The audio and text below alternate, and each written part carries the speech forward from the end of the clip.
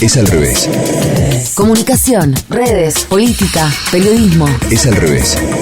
Un podcast original de Radio 10. Con Mariana Moyano. A fines de marzo de 2020, cuando se implementa la cuarentena en todo el país, también obviamente se implementan restricciones en las cárceles.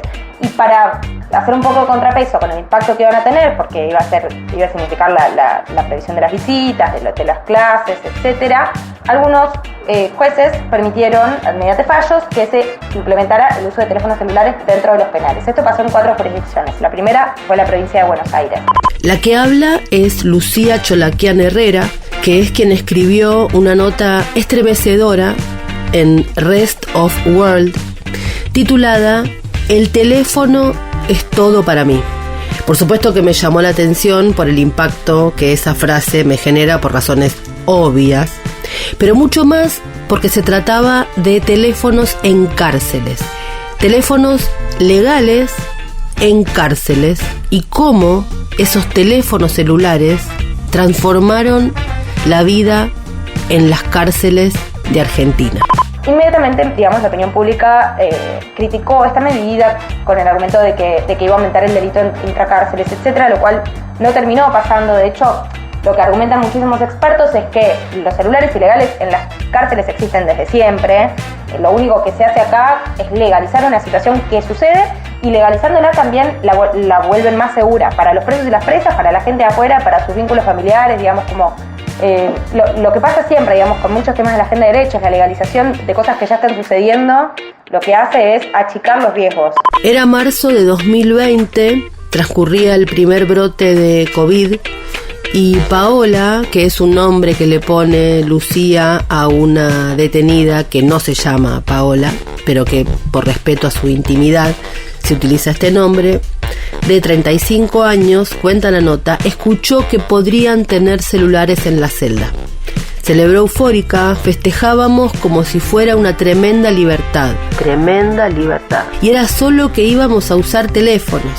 Una de las referentes del pabellón dentro de la unidad penitenciaria 47 de San Martín, sigue la nota, le dio uno de regalo. Lo primero que hizo Paola fue llamar a su vecino, teléfono que sabía de memoria, para preguntarle si su hijo estaba por ahí. Quería pedirle su número para chatear. La cuarentena fue dura para todos, pero para las cárceles significó algo más. Se terminaron las visitas, las clases, las salidas por trabajo. Fue el aislamiento que vivió todo el mundo, pero ahí fue extremo, porque se les cortaron los lazos con el exterior. A ambos lados del muro, como dice Lucía en su nota, llegó el miedo por el contagio. 10 días después de que se iniciara la cuarentena, la Cámara de Casación de la provincia de Buenos Aires autorizó el uso de teléfonos celulares para las y los presos de la provincia.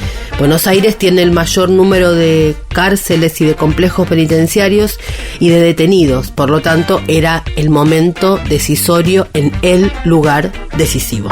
Yo tuve la suerte de cubrir este tema acompañando un ensayo fotográfico de la periodista Magali Druskovich, que viene trabajando con presas en San Martín hace varios años. La verdad es que fue una experiencia muy interesante como periodista, pero también como ciudadana, porque estamos tan alejados de la realidad de las cárceles. Sobre todo las personas, digamos, hay gente que trabaja y que dedica su vida a la garantía de los derechos de las personas privadas de su libertad, y es una tarea muy valiosa porque realmente al acercarnos a estas historias nos damos cuenta de que el gran muro, no solo material, sino simbólico y social, que nos separa de las personas que viven dentro de los penales, abona a la vulneración sistemática de los derechos de las personas privadas de su libertad.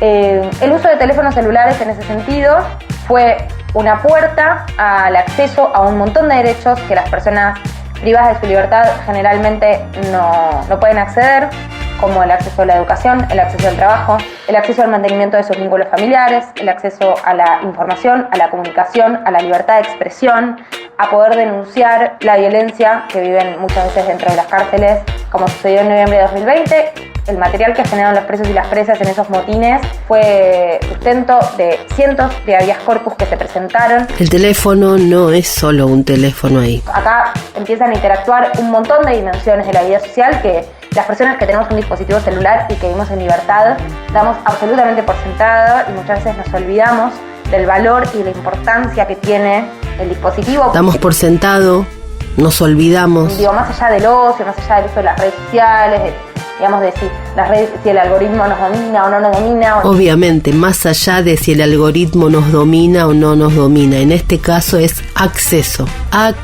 Digamos, como todas esas discusiones que tenemos las personas que estamos afuera y que muchas veces no nos damos cuenta de que el teléfono en realidad, mientras nosotros tenemos esas discusiones, también facilita el acceso a un montón de derechos y aspectos de nuestra vida social que, sobre todo en la cuarentena, la cuarentena expresó al 100% cómo la virtualización de algunas actividades realmente facilita nuestro acceso a todo tipo de vínculos que exceden, digamos, de lo familiar, lo social, lo de amistad, el trabajo, la educación, nuestra relación con las instituciones. Hoy por hoy tenemos aplicaciones donde están nuestros documentos de salud, podemos pedir turnos médicos a través del teléfono, podemos informarnos a través del teléfono, podemos aprender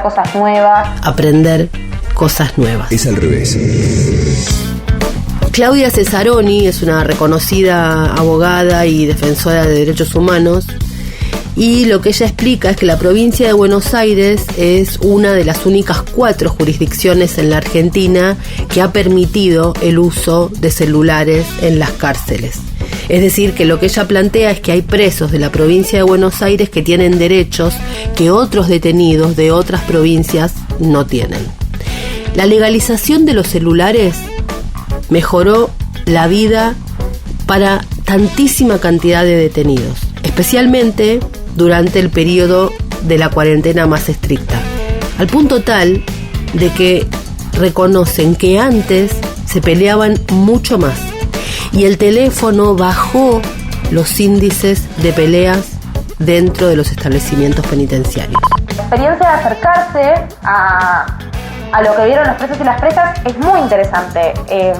Yo no quiero repetir las cosas obvias, digamos, porque todos usamos los teléfonos todos los días, así que sabemos lo que se puede hacer con un teléfono. Pero hay algunas historias que a mí me conmovieron mucho. Por ejemplo, un preso que antes hablaba por teléfono con su hijo todos los días, tiene un hijo chiquito, y el hijo le gustaba mucho tomar helado, entonces lo que hacían era que el hijo iba y se compraba un helado, y el preso, digamos, lo que hacía era fingía que tomaba un helado, como que le decía, como que jugaban a tomar un helado imaginario. Y en el penal de Batán, en Mar del Plata, lo que hicieron los compañeros del Taller Solidario Liberté, que es una cooperativa de presos que funciona ahí, consiguieron poder comprar y que ingresara a través del almacén que ellos pudieron hacer a partir de poder comprar productos y tener sistemas de pago dentro de los celulares. Le compraron helado, entonces él por primera vez en esta interacción tan habitual que tenía con su hijo, él fingía tomar un helado, se pudo tomar un helado de verdad con su hijo y compartir ese momento. Los sistemas pagos en los celulares que tanta discusión generó en las entrañas del Frente de Todos contra el ministro Matías Culfas. Claro, cuando uno está fuera de la cárcel ni piensa en eso, ¿no es cierto? Este vínculo virtual que además en algunos casos permite que personas que no están bancarizadas puedan tener acceso a compras de bienes para incluso poder cambiar la vida dentro de la cárcel. Estos métodos de pago son, por supuesto, Mercado Pago y Ualá. Y sí, el capitalismo es muy feo y los bancos públicos a veces no están a la altura de este conflicto. Hasta ahora, las 4 provincias que han impulsado esta medida fueron Buenos Aires, Tucumán, Chubut y Mendoza. Y según cuenta esta nota, Alejandra Álvarez, que es miembro de la Asociación de Pensamiento Penal, hay muchas razones, dice, por las cuales el sistema penitenciario se resiste a que esto sea una política más general. Lo dice de manera terminante: como toda institución obsoleta, tiene aversión a este tipo de cambios. Es al revés. Tras más de 2 años de esta implementación general en estas 4 provincias, la medida todavía resuena en diarios, medios, redes sociales y es muy cuestionada. El centro de la polémica gira en torno de algo que Lucía define como mucho más amplio, que es la concepción de que las personas presas no deberían gozar de derechos fundamentales, sencillamente por haber cometido un delito. Es por esto que en su fallo la Cámara de Casación argumentó que la prohibición de teléfonos durante la cuarentena podría cercenar otros derechos, como por ejemplo, nada más y nada menos que el derecho a la educación. Son sujetos de derecho, que no es para nada menor, y que esos derechos tienen que ser garantizados, sino también de la dimensión humana de las personas que están privadas de su libertad, que de una manera muy eficiente los medios de comunicación y las instituciones logran que olvidemos. Más allá de todas las preguntas que nos hacemos sobre las nuevas tecnologías, más allá del debate de las nuevas tecnologías, y la posición de las redes sociales, ahora estamos con los debates de criptomonedas, de Elon Musk. Acá hay debates muchísimo más primarios que no estamos teniendo como sociedad, o que estamos teniendo parcialmente cuando hablamos del acceso a la comunicación, al acceso a la conectividad, a las nuevas tecnologías, el derecho a la información, a la comunicación. Los tenemos muchas veces en términos generales, olvidándonos de este tipo de situaciones y este tipo de casos que lo que hacen es reforzar esos derechos, pero también garantizar que se considere la humanidad de las personas involucradas, que al final es aquello que las tecnologías no pueden reemplazar y tampoco nos pueden quitar, pero sí pueden acercar. Es al revés. En noviembre del 2020 hubo algunos disturbios en varias cárceles de la provincia de Buenos Aires, y ahí fue que los detenidos usaron los teléfonos y compartieron sus videos en diferentes redes sociales como TikTok para poder documentar la violencia de la policía. A partir de esto, las organizaciones de derechos humanos presentaron habeas corpus tomando justamente como pruebas estos materiales. Hay un grupo llamado Taller Solidario Liberté que está compuesto por presos de una de las cárceles de Mar del Plata. Usaron su Instagram para sumarse a iniciativas solidarias y lanzaron una diplomatura en derechos humanos en la cárcel. En muchos aspectos, los teléfonos acortan la distancia entre las vidas que ocurren dentro y fuera de la prisión, dice Lucía. Yo quiero recomendar, hay muchísimos casos de organizaciones de presos y de presas que están utilizando los canales de comunicación para contar su día a día, para contar sus historias, para contar sus reclamos. En particular, quiero recomendar al Taller Solidario Liberté, que se escribe así como suena, Liberté, con acento con tilde en la E. Tienen redes sociales, tienen Twitter, tienen Instagram, tienen Facebook. Ellos comunican de una manera espectacular su vida dentro de Batán, pero además las cosas que necesitan, los derechos que tienen y cómo acceden a ellos. Ahora la última vez que hablé con ellos hace poco, estaban montando su propia radio y va a ser una radio libre de cualquier otra institución, no va a haber intermediarios, así que están contentos porque ellos van a poder expresarse en sus propios términos y con absoluta libertad. En un inicio, el fallo judicial del que estamos hablando permitió que los teléfonos celulares se utilizaran durante la cuarentena e iba a ser solo durante la cuarentena.